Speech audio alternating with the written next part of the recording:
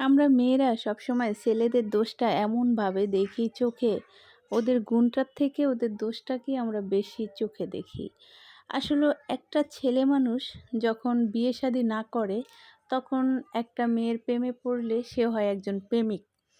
আর যখন একজন প্রেমিক থাকে, হয়তো সে বাবার পকেটের টাকায় চলে, নয়তো সে কিছু না কিছু করে, কিন্তু যা কিছুই করুক তার প্রেমিকার প্রতি তার এতটাই খেয়াল থাকে, এতটা কেয়ারিং থাকে।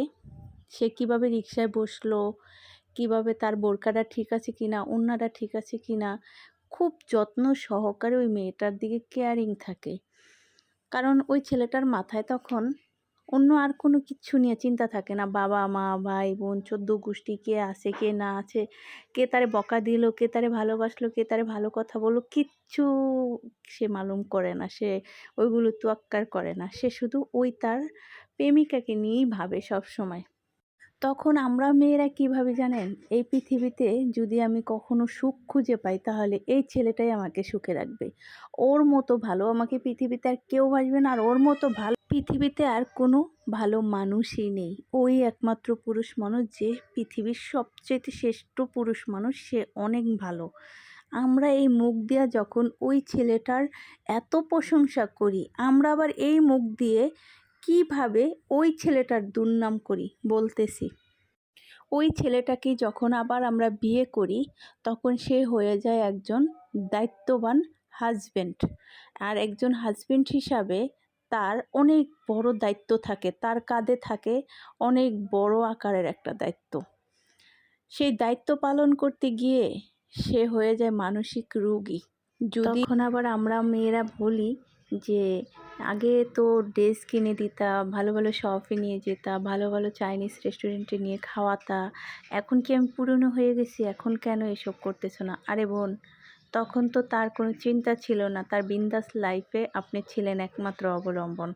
এখন আপনি যখন তার লাইফে আসছেন, আসার পরে তার দায়িত্ব হয়ে গেছে। বিয়ে করার পর একটা পুরুষ মানুষ দায়িত্ব নিয়ে চলে, আর সেই দায়িত্ব পালন করতে গিয়ে সে এইগুলো খেয়াল করতে পারে না। এই জন্য আমরা ভাবি এর থেকে জঘন্য স্বামী আর নেই।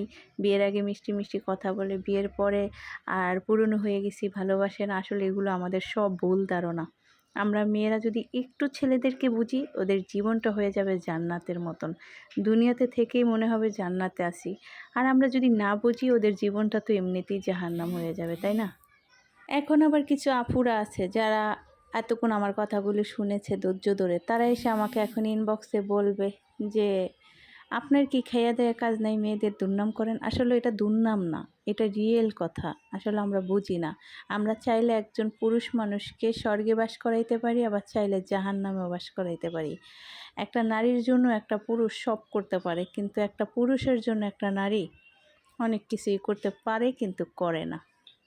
আমি একটা মেয়ে, তাই আমার জায়গা থেকে যেগুলো সঠিক মনে হচ্ছে সেইগুলোই আমি বলি। তাতে আমাকে কে কি বলল না বলল, আমার তাতে কিচ্ছু আসে যায় না।